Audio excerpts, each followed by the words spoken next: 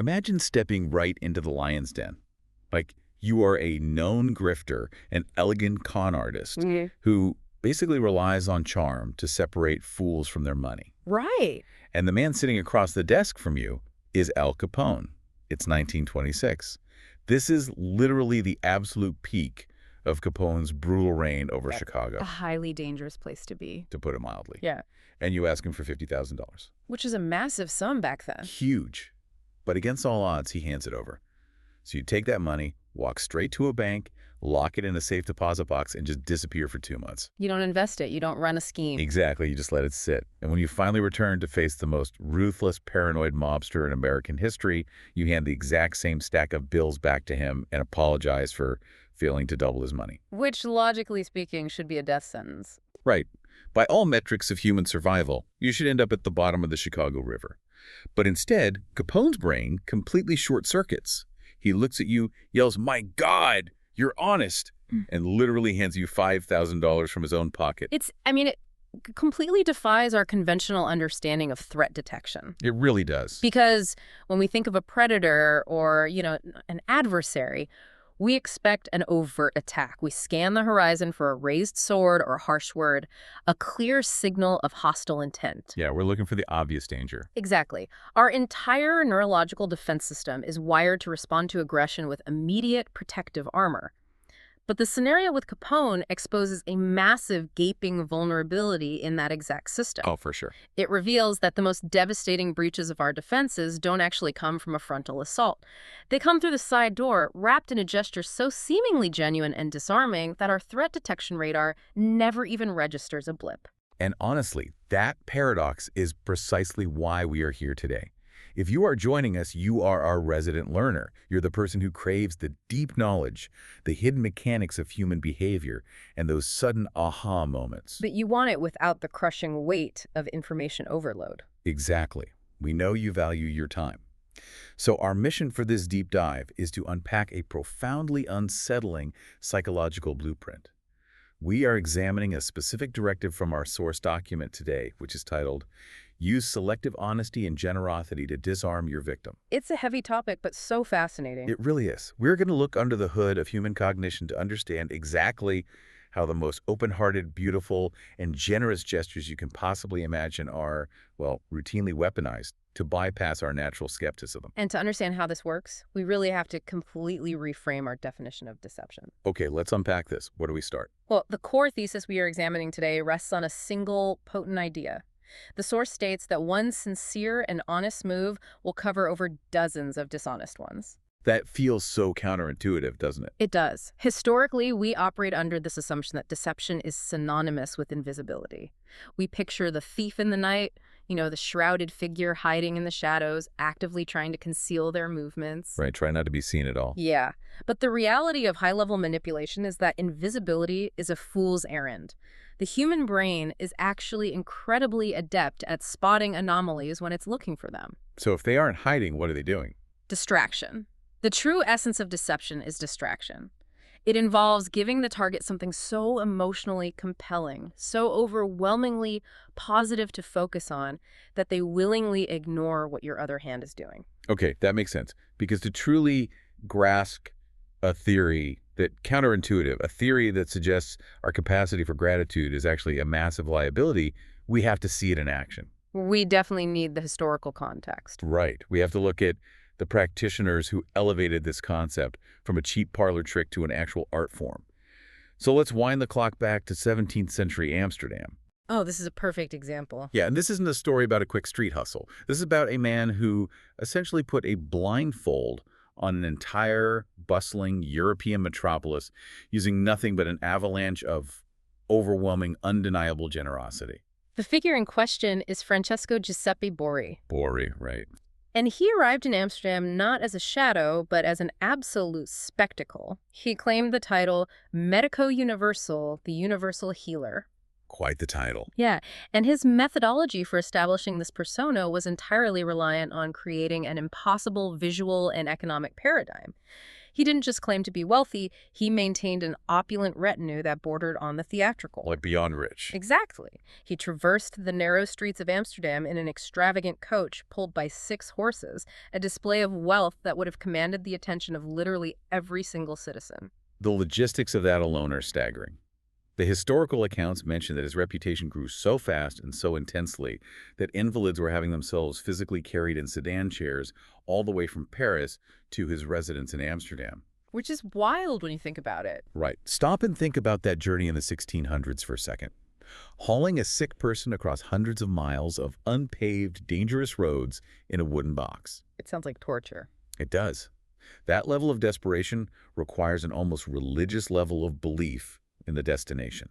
Bori wasn't just seen as a doctor, he was viewed as a savior. And the foundation of that belief was Bori's masterful deployment of selective generosity.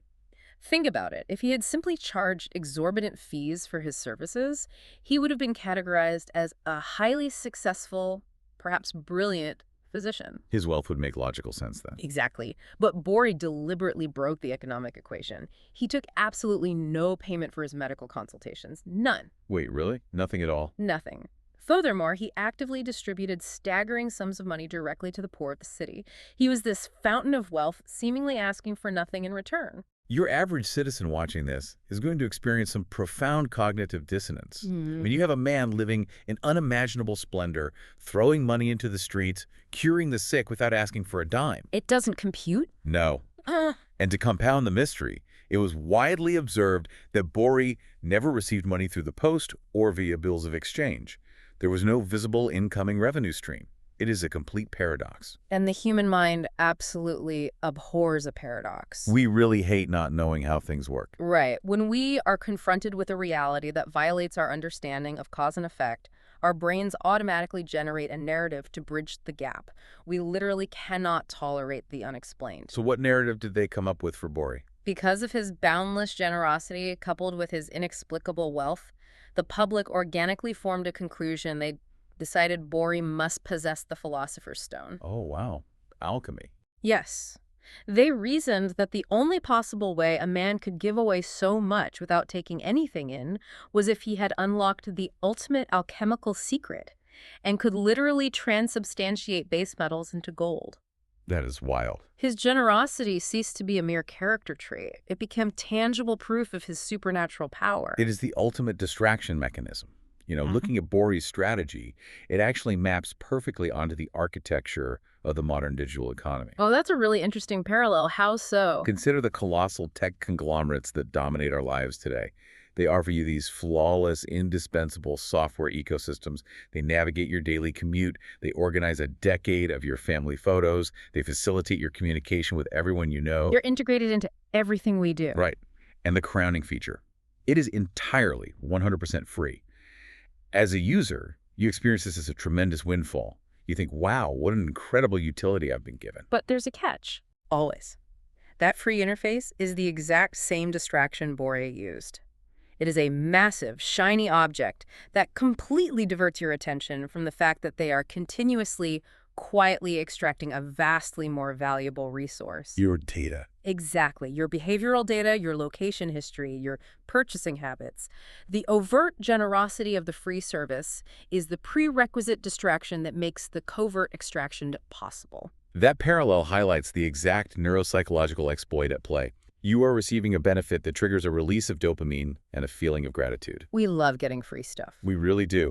And when those specific neurochemicals flood the brain, critical thinking and skepticism are actively suppressed. You stop interrogating the underlying business model because your brain tells you that you are winning the interaction. We feel like we got the better end of the deal. Exactly. In Bori's case, his business model was a meticulously structured long con. He leveraged the absolute trust he had manufactured to position himself as the ultimate safekeeper. And the Saint of Amsterdam turned out to be the ultimate predator. After months of establishing this unshakable reputation as a selfless magical benefactor, Bori executed the sting. The inevitable betrayal. Yeah. He simply vanished. He evaporated into thin air. And it was only in the deafening silence of his absence that the citizens realized what had actually happened. They finally looked past the distraction. Right, but it was too late.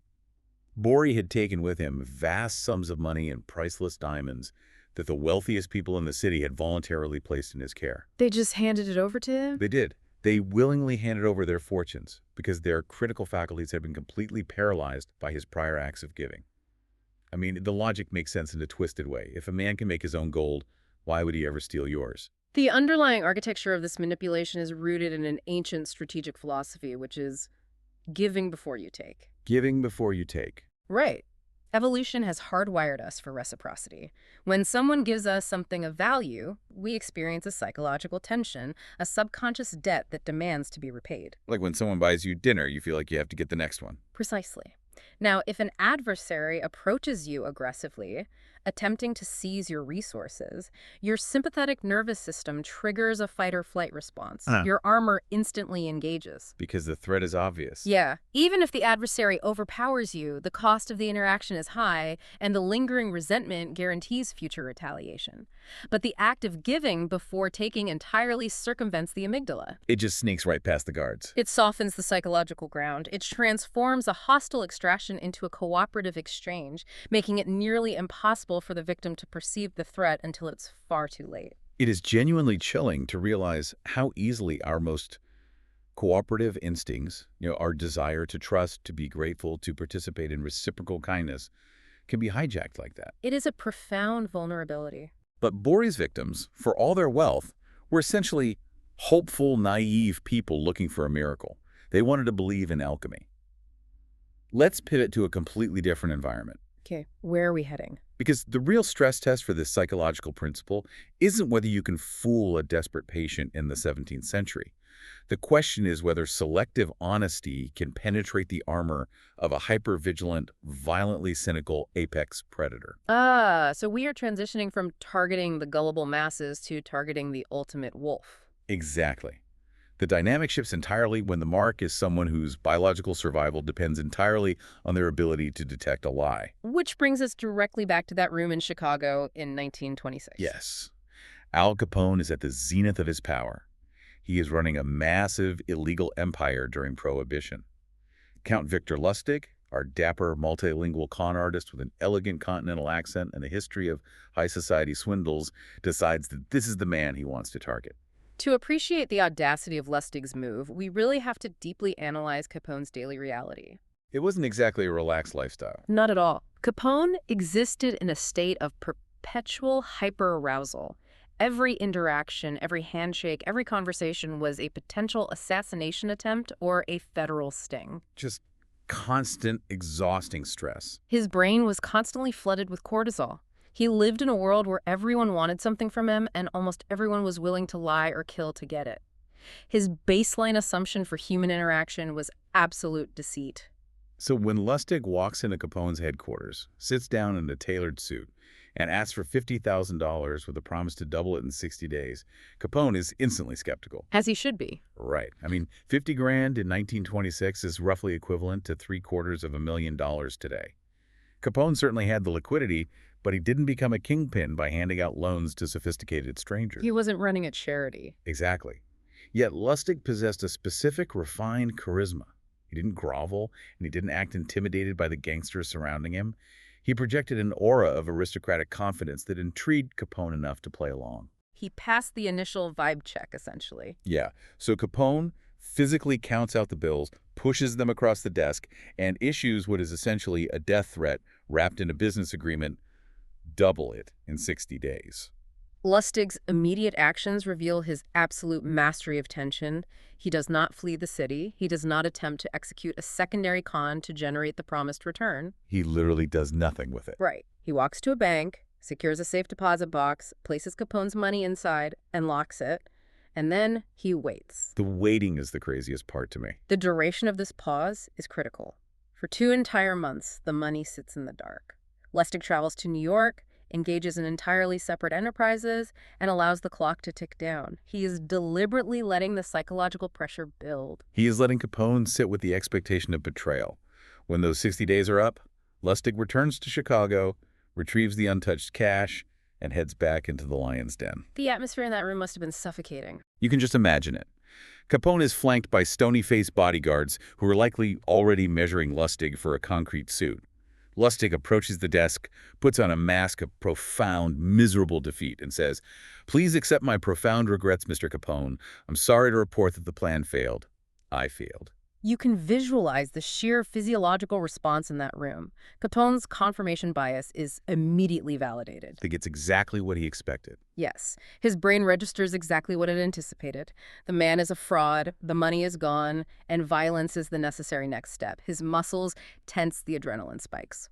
Capone slowly stands up, glowering at Lustig, actively preparing to order a highly violent execution. But before Capone can speak, Lustig reaches into his coat. He pulls out the thick stack of bills, places it gently on the desk, and says, "Here, sir, is your money to the penny. Again, my sincere apologies. I would have loved to have doubled your money. Lord knows I need it. But the plan just didn't materialize." What's fascinating here is the sheer neurological whiplash Capone experiences.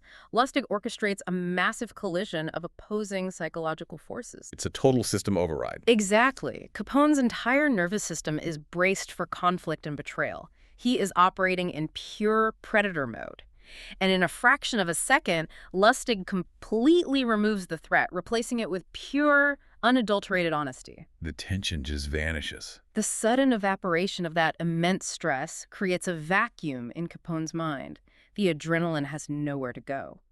The accounts of this meeting describe Capone sagging back into his chair, utterly bewildered. He looks at the money, looks at Lustig, and stammers, "I know you're a con man, Count. I knew at the moment you walked in here I expected either $100,000 or nothing. But this, getting my money back." His worldview has just been categorically shattered. Right. Lustig begins to retreat toward the door, maintaining his apologetic posture. And that is when the dam breaks. Capone shouts, "My God, you're honest."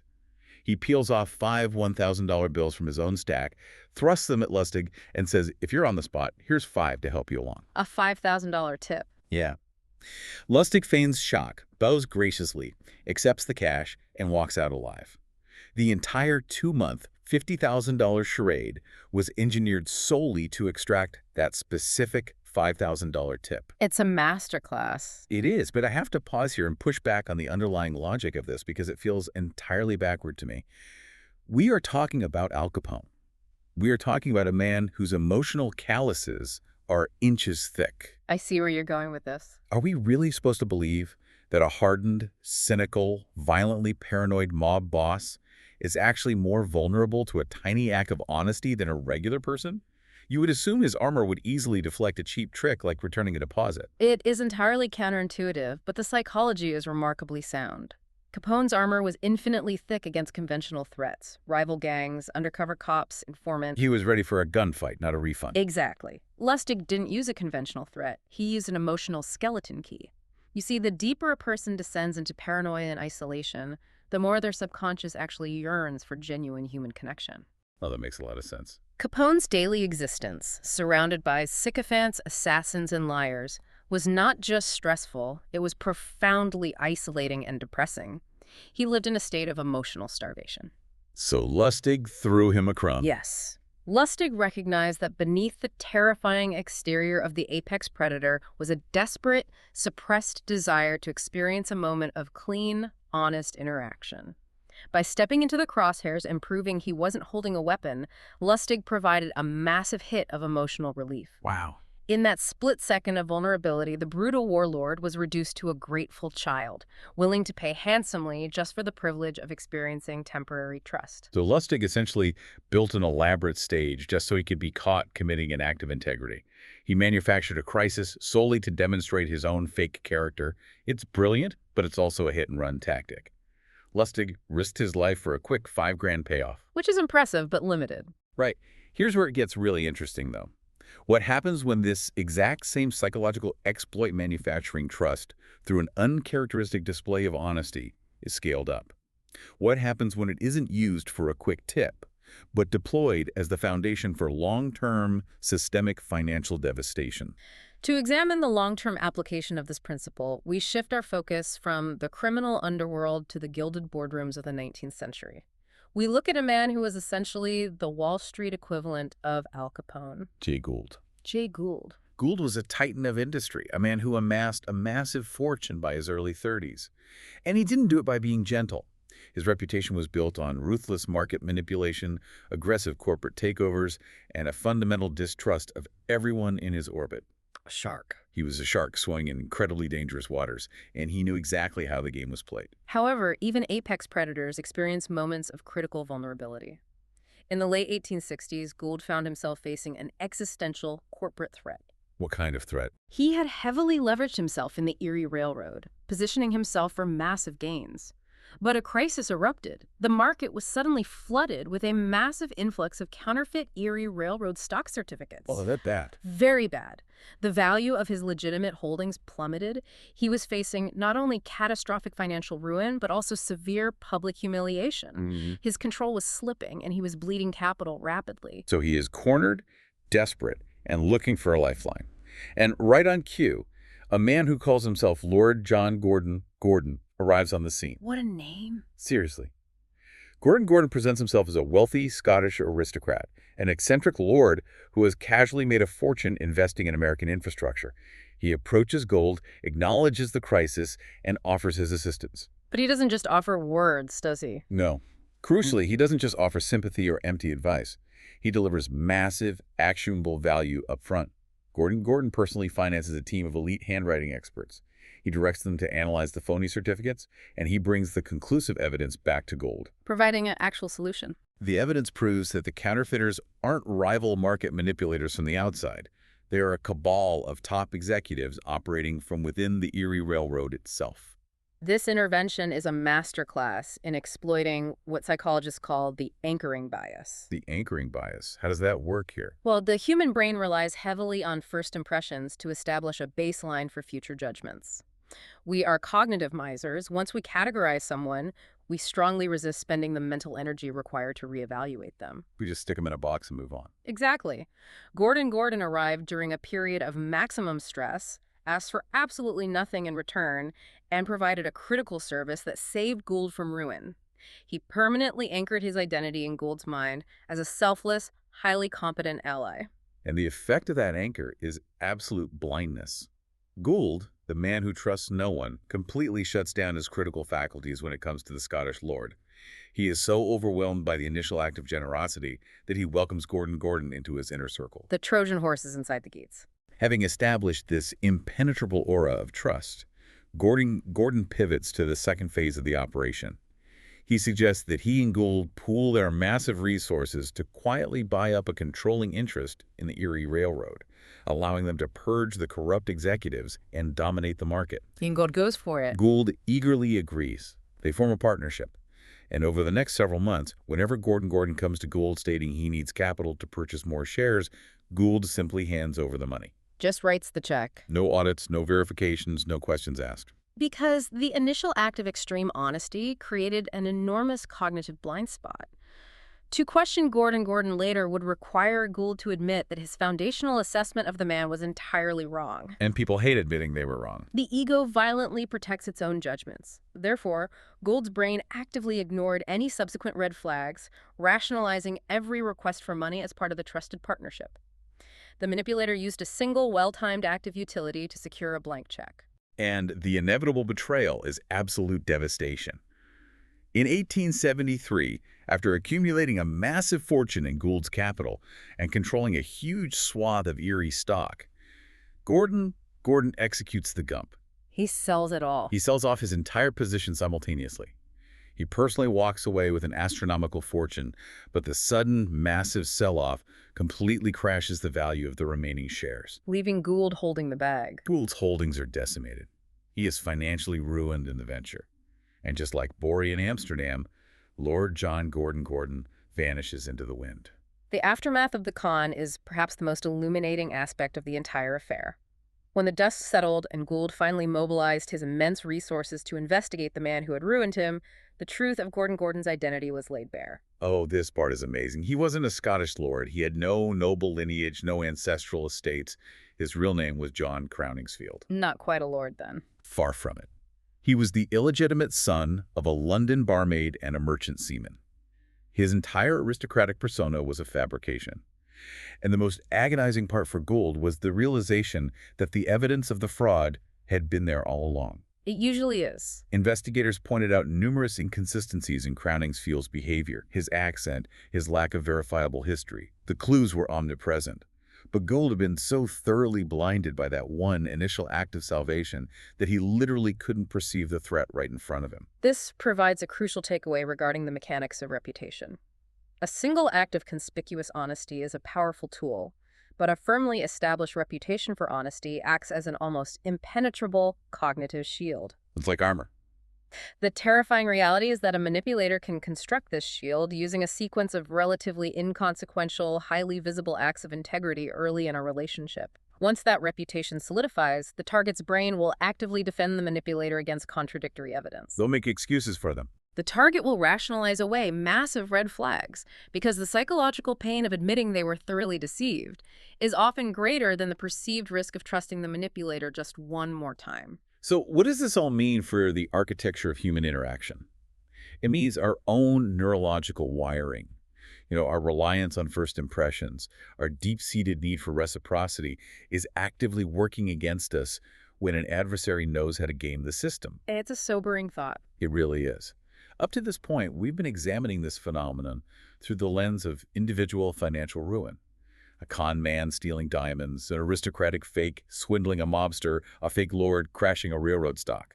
But the implications of this psychological exploit scale up dramatically. We're talking about a much larger stage now. What happens when these exact same principles, giving before you take, weaponizing a gesture of goodwill, are deployed in the arena of geopolitics? What happens when the currency isn't money, but the survival of a nation? The stakes transition from individual financial loss to existential annihilation. The fundamental principles of human psychology remain entirely consistent regardless of the scale of the interaction. A brain is a brain. Exactly. A monarch or a head of state is subject to the exact same cognitive biases, the exact same desires for trust and relief as a street-level gangster or a Wall Street tycoon. To illustrate this massive escalation, we travel back to ancient China. The historical landscape is defined by fractured kingdoms constantly vying for supremacy. We focus on Duke Wu, the ruler of the state of Qing. Duke Wu, a very calculating figure. Duke Wu is an ambitious leader who has decided that it is necessary to conquer the neighboring, highly powerful kingdom of Hu. He recognizes, however, that a direct military assault would be a catastrophic gamble. Hu is no easy target. Right. Hu is well defended, its armies are strong, and a protracted war would drain his own resources. He needs to bypass their defenses without triggering their alarm. So he initiates a campaign of extreme structural generosity. What does he? He arranges a marriage. He gives his own daughter to be the wife of the ruler of Hu. In the context of ancient geopolitical diplomacy, there is literally no gesture more profound or permanent than a blood alliance. By offering his daughter, Duke Wu is publicly intertwining the fate of his own dynasty with the fate of Hu. It's the ultimate show of faith. It is the ultimate signal of trust, familial bonding, and a commitment to enduring peace. It is an act of generosity that demands an equal response of trust from the recipient. If you are the ruler of Hu and you have just married the daughter of your powerful neighbor, your threat detection radar powers down completely. You look at the border, and instead of seeing an adversary, you see family. You feel safe. But the marriage is just the setup. Duke Wu's commitment to the deception requires a level of performative ruthlessness that is genuinely difficult to comprehend. Shortly after the marriage is finalized, Duke Wu convenes a private council of his most senior, trusted ministers. This is where it gets dark. Very. He looks at them and poses a strategic question. I am considering a military campaign to expand our borders. Which neighboring country should we invade? He is deliberately creating a closed-door scenario where his ministers will speak freely, knowing that whatever is said will eventually leak to the surrounding kingdoms. He knows there are spies. He is setting a trap for his own loyal advisors to manufacture the ultimate proof of his lie. And one of his most experienced ministers, analyzing the tactical map, states the obvious strategic truth. He steps forward and says, Hu is powerful and holds valuable territory. Hu should be invaded. Which was the correct military answer. Yes. But Duke Wu's reaction is a masterpiece of horrific theater. He feigns absolute unhinged righteous fury. He screams at the minister, "Who's a sister state now? My daughter is their queen. How dare you suggest invading our own family?" And right there, on the spot, he orders the execution of his own loyal minister. He has a man beheaded simply for suggesting the very plan Wu himself is secretly orchestrating. Let's break down the psychological shockwave of that execution. Duke Wu sacrificed a highly valuable asset, a seasoned, loyal advisor, to solidify a narrative. He paid a high price for that lie. He understood that words of peace can be doubted, and even a marriage can be viewed with skepticism over time. But the execution of a minister for the mere suggestion of hostility is an undeniable, bloody confirmation of loyalty. You can't fake a beheading. When the ruler of Hu inevitably received intelligence regarding this execution, his confirmation bias locked in permanently. He combined the fact of the marriage with the fact of the execution and reached the only logical conclusion: Duke Wu was fiercely, violently committed to their alliance.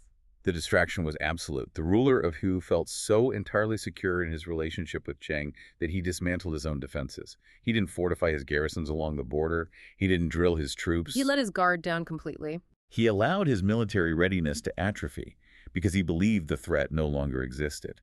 He relaxed into the comfort of the gift. And just a few weeks later, when the armies of Cheng suddenly marched across the border, they met virtually zero resistance. They just walked right in. They swept through the kingdom, captured the capital, and conquered Hu permanently. The nation fell not because its walls were weak, but because its ruler's mind was completely disarmed by an act of profound, weaponized generosity. It is the perfect historical manifestation of the ancient strategic maxim, when you're about to take, you should give. The gift of the daughter, combined with the performative gift of the minister's life, generated a psychological smokescreen so dense that a literal invading army was able to walk straight through it undetected. Which naturally brings us to the most iconic literal manifestation of this concept in human history, the ultimate cautionary tale about the danger of accepting a gift from an adversary. We are talking about the Siege of Troy. The Trojan horse. The narrative of the Trojan War is foundational to our understanding of strategy and deception. For a decade, a massive coalition of Greek armies had camped on the shores of Ilium, attempting to breach the massive walls of Troy to recapture Helen. And we often gloss over the sheer horror of a 10-year siege. Try to conceptualize that reality. Yeah. A decade of living in rudimentary camps on a foreign beach. The attrition must have been unimaginable. 10 years of rampant disease, brutal hand-to-hand combat, watching your closest friends be slaughtered, and continuously hurling your forces against an impregnable stone wall. Entire generations of soldiers grew up and died on that beach. It was a grinding, hopeless stalemate. The Greeks were exhausting their manpower and their resources, and the Trojans, secure behind their walls, refused to break. The frontal assault, the overt threat, had completely failed. Every time the Greeks attacked, the Trojans simply reinforced their defenses and fought with the desperation of people protecting their homes. The violence just made them dig in harder. The threat of violence only hardened their resolve. The Greek prophet Calchas recognized this fundamental strategic flaw. He addressed the exhausted leadership and explicitly stated that force was no longer a viable option. He demanded a paradigm shift, insisting that they needed a ruse, a cunning stratagem to bypass the walls they could not shatter. And it is the brilliant, manipulative mind of Odysseus that devises the solution. The plan is legendary construct, a colossal wooden horse, hollow out its belly, and hide a strike force of their most elite warriors inside. The classic trap. The rest of the Greek army will burn their camps, board their ships, and pretend to sail away in defeat, leaving the massive horse behind on the beach as an offering, a supposed gift to the gods to ensure a safe voyage home. But diving into the historical accounts, there is a fascinating layer of internal conflict regarding this plan that is often left out of the mythology. Not everyone in the Greek camp thought this was a brilliant idea. Right. The internal debate exposes a profound moral schism regarding the nature of warfare and deception. Neoptolemus, the young, fiery son of the legendary warrior Achilles, was violently opposed to Odysseus' plan. He wasn't a fan of tricks. Not at all. He operated under a rigid traditional code of martial honor.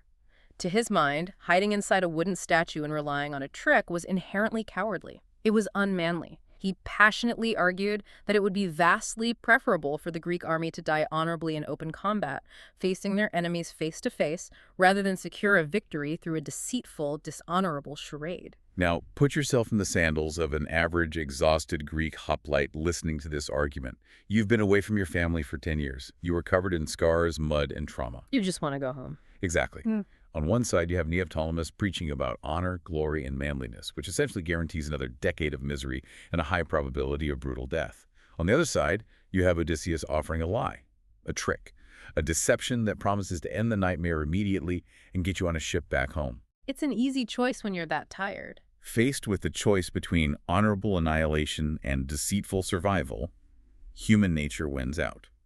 They chose the trick. They built the horse. And the execution of the ruse relied entirely on the psychological vulnerability we have been discussing. The Trojans look out from their walls and see that the Greek armada is gone. The beach is empty, save for this massive, beautifully constructed wooden horse. It's just sitting there. Now, rationally, any object left behind by a bloodthirsty enemy who has been trying to murder you for 10 years should be viewed with extreme suspicion. It should be burned where it stands. Obviously. But the object was framed as a gift. It was an offering. And the introduction of a gift fundamentally alters the psychological dynamic. As we've seen over and over, a gift acts as a cognitive short circuit. It appeals to a deeply ingrained, almost childlike part of our psyche. The Trojans were so overwhelmed by the sheer relief that the war appeared to be over, and so captivated by the novelty and grandeur of the wooden horse, that their collective critical thinking simply collapsed. They wanted to believe the war was over. They didn't see a tactical threat. They saw a trophy. They saw a validation of their own endurance. Their capacity for joy and relief was the exact mechanism Odysseus used to destroy them.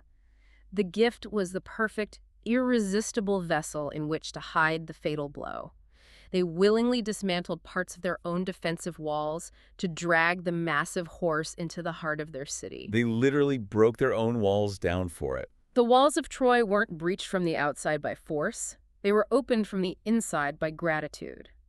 Once night fell, the hidden warriors emerged, opened the main gates for the returning Greek fleet, and the city was annihilated. It's a terrifying concept, really. The idea that our ability to feel relief, to appreciate beauty, to accept a gift, is exactly what makes us most vulnerable to a predator. It turns our best traits against us. But let's take this concept even further into the dark. We have examined the impact of physical gifts. Diamonds in Amsterdam, cash in Chicago, a wooden horse in Troy. But what if the gift isn't an object you can touch? Now we are moving into even more complex territory. What happens when the weapon is a moral action?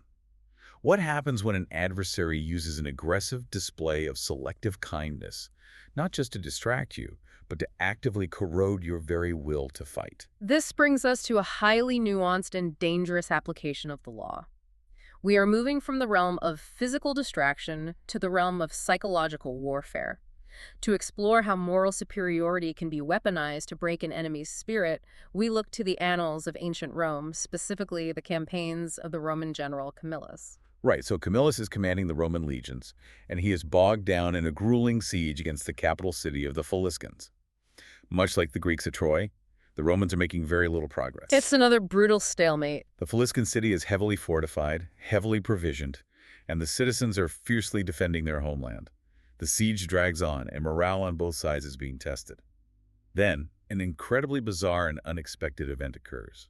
Camillus is in his command tent outside the city walls when his sentries bring a man into the camp. An unexpected visitor. This man is a Philistine, and he hasn't come alone. He has brought a large group of children with him. And the identity of these children is the crux of the entire event. This man was not a soldier. He was a highly respected teacher within the Philistine city, and the children he was leading were not orphans or commoners. Who were they?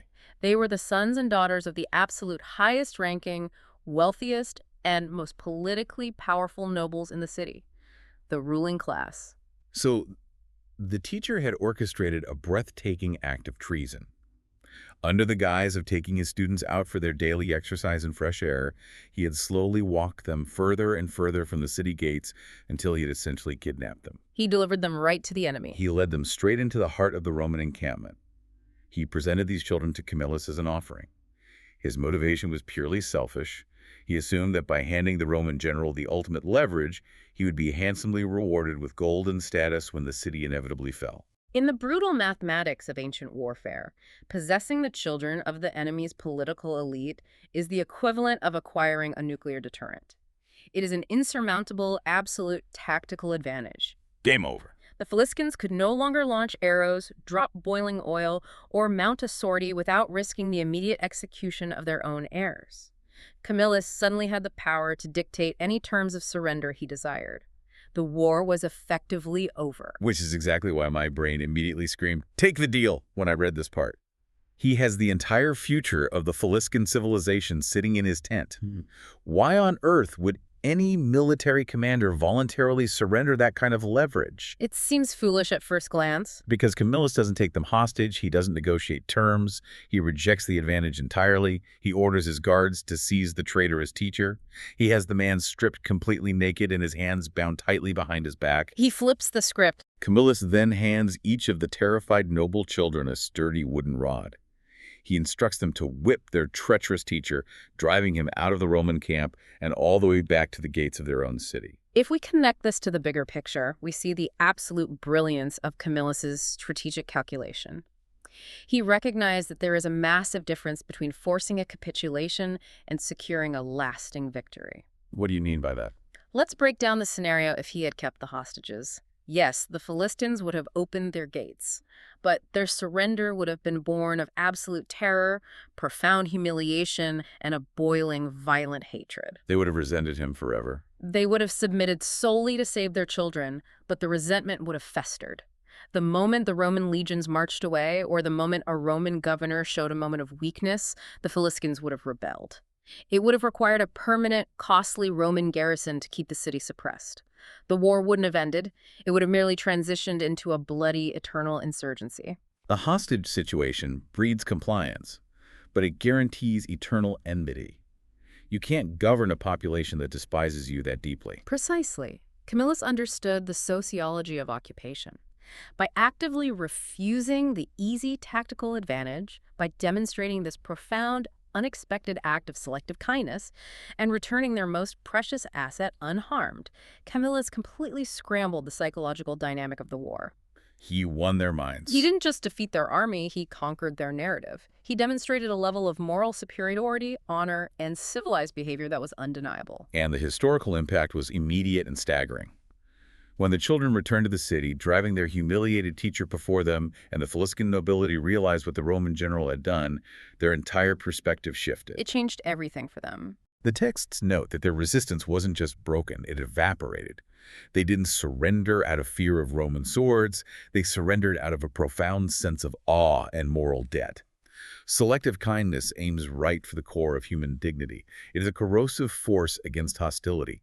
You simply cannot maintain the necessary rage to violently resist an opponent who just proved unequivocally that they possess more honor and decency than your own citizens.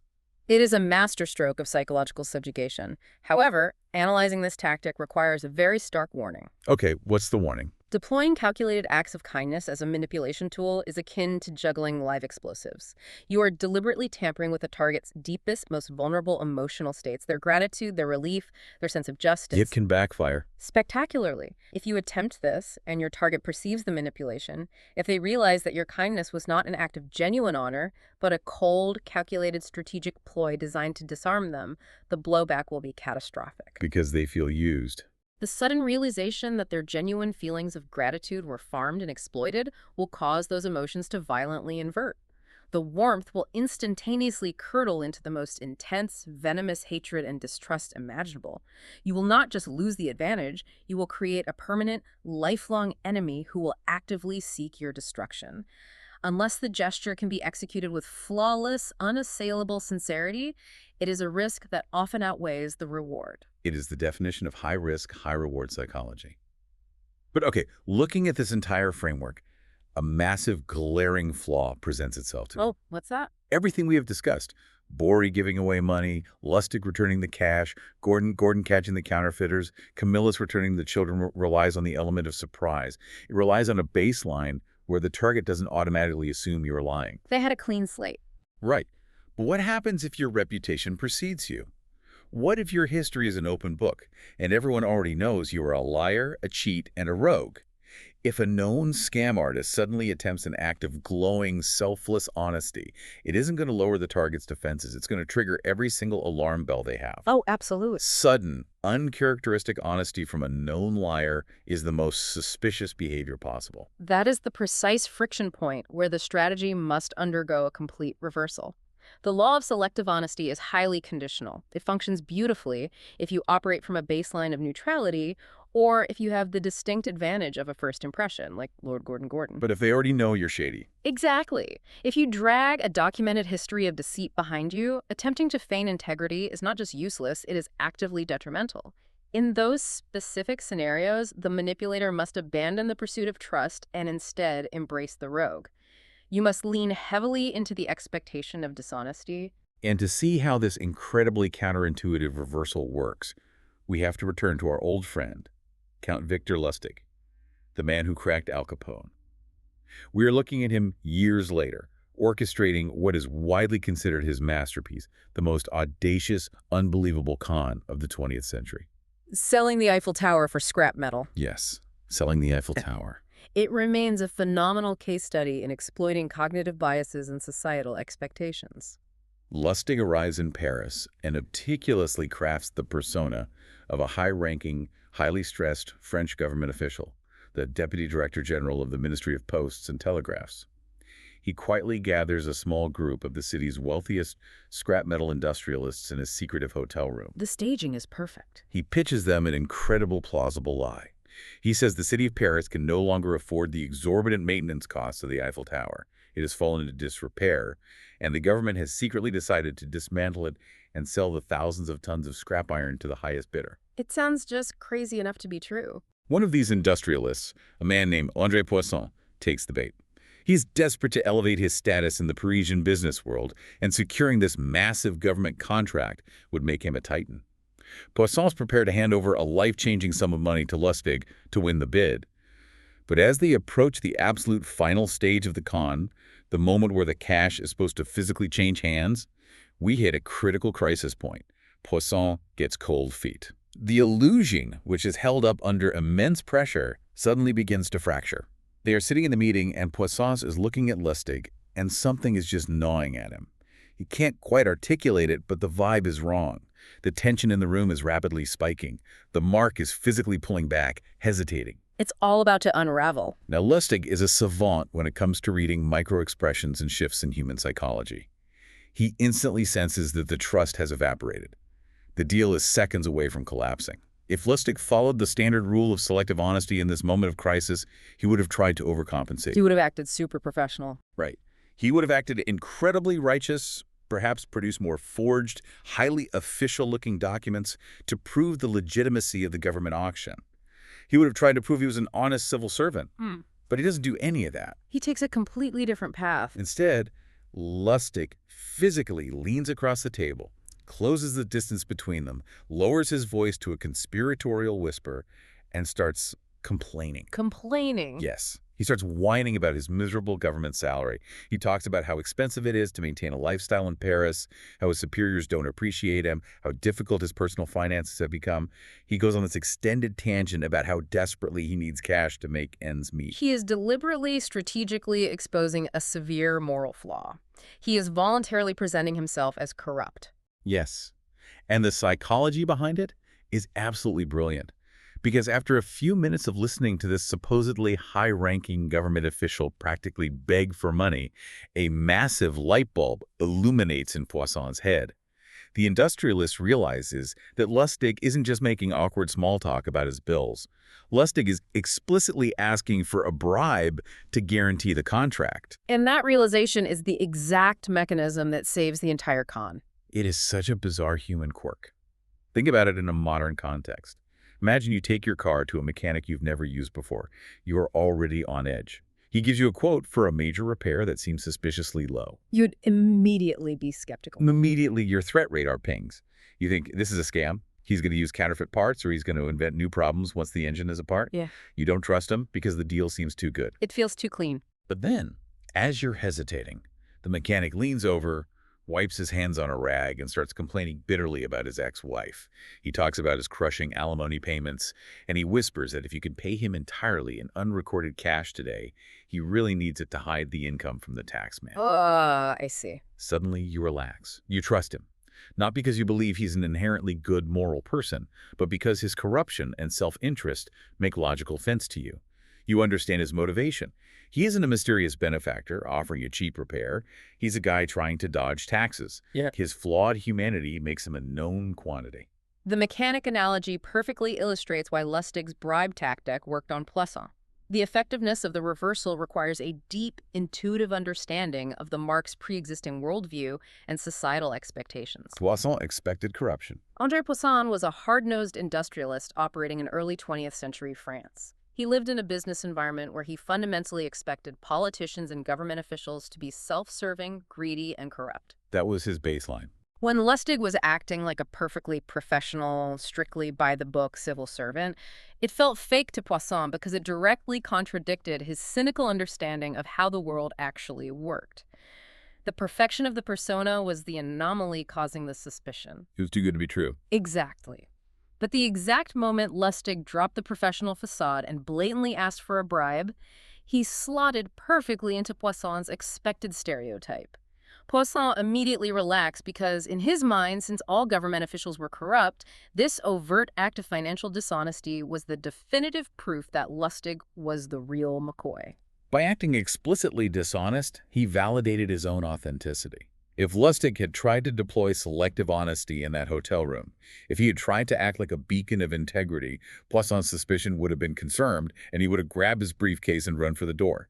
Lustig recognized that the only way to prove he was a real government official was to act like a criminal. It highlights that trust isn't always built on a foundation of perceived goodness. It is often built on a foundation of predictability.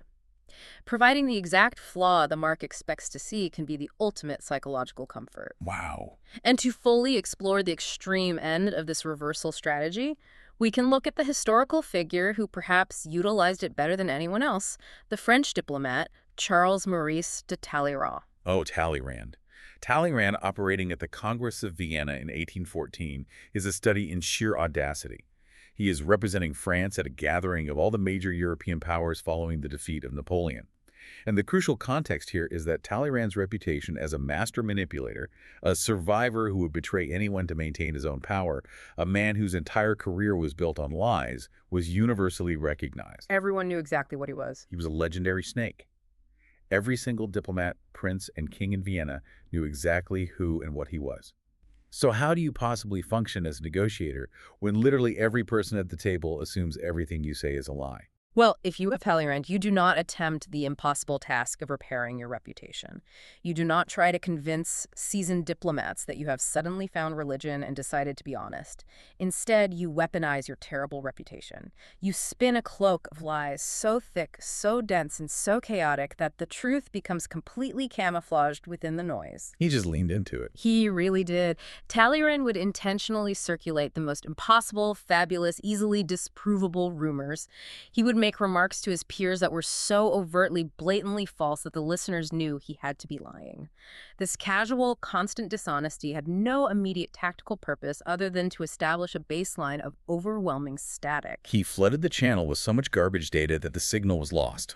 And then comes the double bluff, which is my absolute favorite detail of his methodology. Talleyrand is sitting in a salon, surrounded by his friends and colleagues, men who know his history of betrayal intimately. And with a straight face, projecting absolute, unwavering sincerity, he looks at this group of hardened cynics and declares, "In business, one ought to show one's hand." It is a moment of pure, calculated absurdity. A man who has never once in his entire decade-long career shown his true cards to anyone is suddenly delivering a pious lecture on the virtues of absolute transparency. The people listening must have thought they were having a stroke. They couldn't believe the sheer nerve of this statement. But that was the underlying genius of his strategy.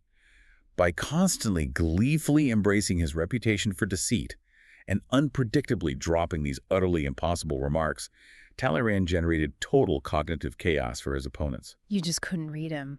He made it fundamentally mathematically impossible for anyone to distinguish his real, highly tactical deceptions from his fake performative ones. You never knew if he was lying to trick you into a specific treaty concession or if he was lying just for the sheer joy of lying.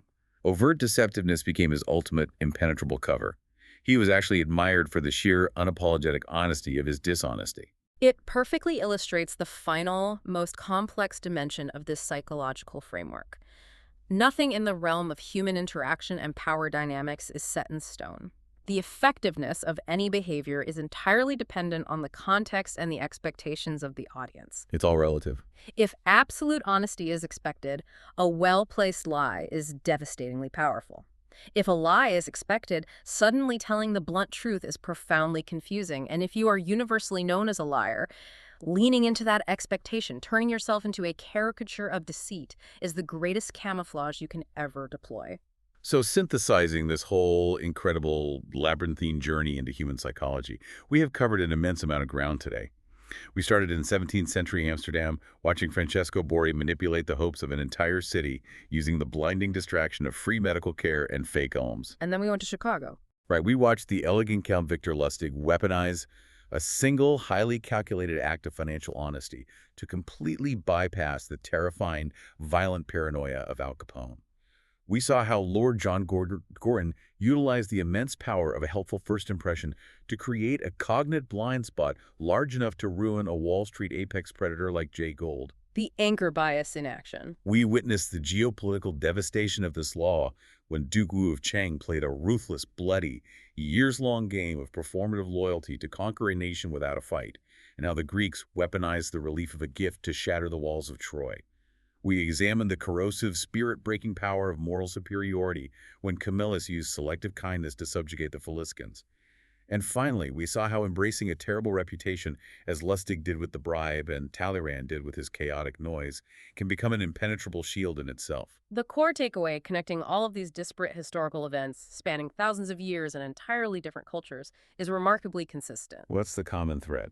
Our deepest, most fundamental human desires, our desire to witness genuine goodness, our deep-seated evolutionary need to trust one another, to receive a gift, to feel relief, to be treated fairly in a harsh world. That very emotional infrastructure is exactly what leaves our psychological armor vulnerable to a well-timed Trojan horse. We desperately want to believe that the world is inherently good, and a skilled manipulator simply provides the counterfeit evidence we are already desperate to see. Which brings the entire deep dive directly back to you, listening right now. How do you step out into the world, interact with your colleagues, your friends, new acquaintances, knowing that your own capacity for gratitude is a potential liability? It requires a fundamental recalibration of how you evaluate relationships, particularly the initial first impressions that our brains tend to lock onto so rigidly. The historical evidence strongly suggests that we must cultivate the habit of actively questioning the unexpected gifts or the uncharacteristic displays of extreme honesty we encounter. We have to pause and think. When someone arrives in your life and does something overwhelmingly generous or surprisingly candid, you have to train yourself to take a cognitive step back. Engage your critical faculties before your emotional gratitude takes over. Ask yourself the hard questions. Is this a reflection of their genuine character established over time, or might this be a beautifully constructed distraction? Are they deliberately giving me something shiny to look at so I ignore what their other hand is preparing to take? It's a necessary, if somewhat depressing, defense mechanism. But, we've just spent this entire deep dive, an hour of intense analysis, exploring how every generous act, every honest admission, and every beautiful gift could be a cold, calculated manipulation. It's a very heavy, paranoid lens through which to view humanity. So as we wrap up, here's a final provocative thought to mull over on your own as you go about your week. Something to ponder. It is something that builds on everything we've discussed, but directly challenges the ultimate utility of this hypervigilance. If you walk through your life treating every single kind gesture as a Trojan horse, if you meticulously scrutinize every gift for a hidden dagger, do you inevitably become an Al Capone or a Jay Gould? Do you become so exhausted, so eternally cynical, and so profoundly isolated that you end up creating the exact emotional vulnerability you were trying so hard to protect against? Is it possible that the only true, lasting defense against weaponized honesty is to cultivate a life and an internal sense of security where you simply don't need to be saved by it? A profoundly important question to end our analysis on. Thank you so much for joining us in this deep dive. We love untangling these wild, complex historical blueprints with you and exploring the hidden corners of human psychology. Keep questioning your assumptions, keep learning, and we promise we have many more fascinating paradigm-shifting discoveries lined up for you next time. Until then.